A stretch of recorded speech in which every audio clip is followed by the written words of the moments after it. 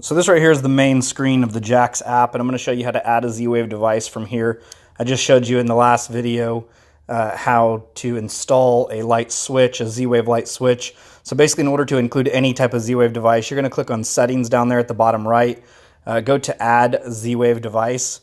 You're going to see this. It says to press and the bind button. Different ZWave devices have different ways to do it. On this light switch, I'm just going to turn it on. So I'm going to do that right now. So I just turned on the light, it just saw it and found it. As soon as it sees it and adds it, it's going to ask me to name that device, and that was my garage light.